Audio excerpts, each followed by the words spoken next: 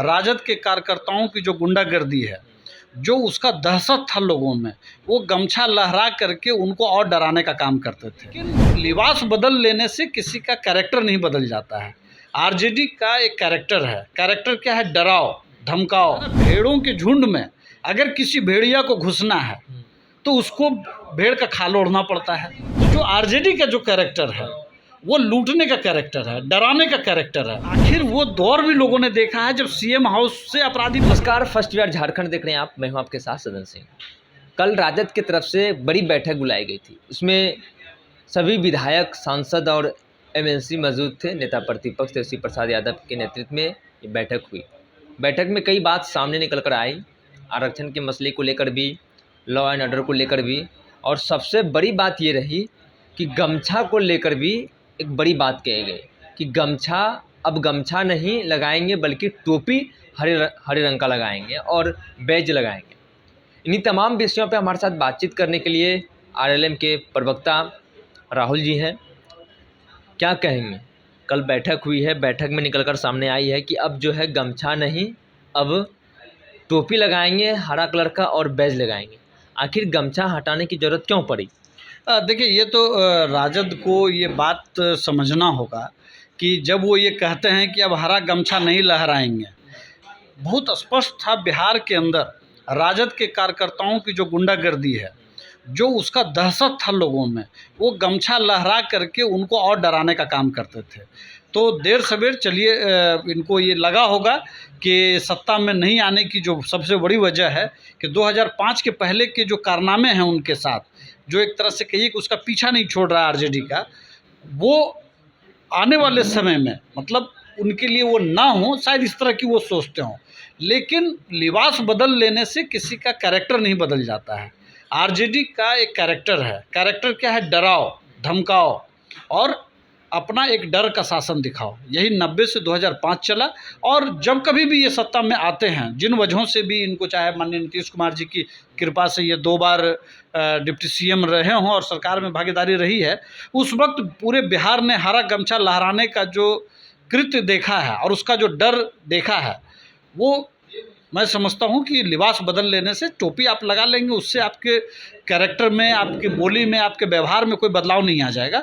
तो तेजस्वी जी चाहे हरा गमछा लहराने से मना कर दें, लेकिन जब तक कार्यकर्ताओं को संयम नहीं सिखाएंगे, लोगों के साथ, दूसरे जाति, दूसरे धर्मों के साथ, दूसरी पार्टी के कार्यकर्ताओं के साथ, आम लोगों के साथ उनको एक कहिए कि सामंजस्य बनाने के लिए नहीं सिखाएंगे, शालीनता नहीं सिखाएंगे, तब तक आरजेडी के युवराज सत्ता में आने के लिए जितने जुगत लगा लें वो सफल नहीं हो पाएंगे। ये जुगत लगा रहे हैं गमछा हटा के टोपी?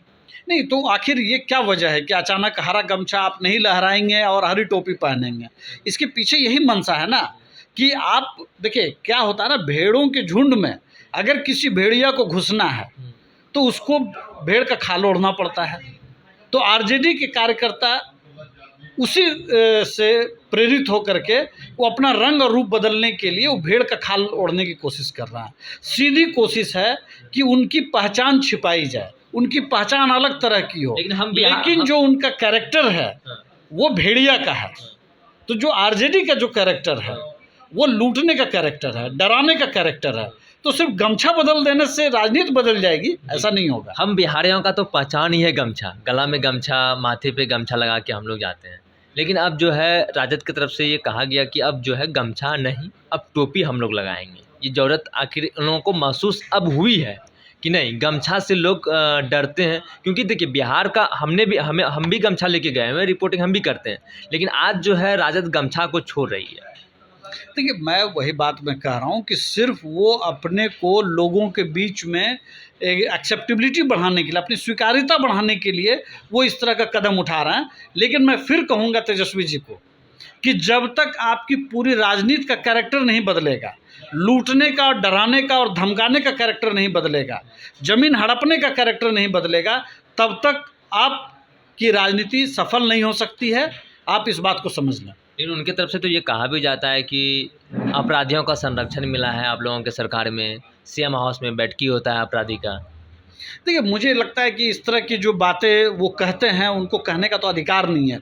जिस पार्टी के राष्ट्रीय अध्यक्ष सजा याफ्ता हों, महीनों महीनों जेल में गुजारता हूँ। मेरे श्रद्धे हैं लालू जी, उनकी राजनीति का मैं सम्मान करता हूँ, लेकिन जो उन्होंने किया है और उस परिवार के, उस पार्टी का जो पूरा आप देखेंगे तो आखिर वो दौर भी लोगों ने देखा है जब सीएम हाउस से अपराधी पकड़े जाते थे, या खबर होती थी कि वहीं से संचालित हो रही है अपराध की घटनाएं।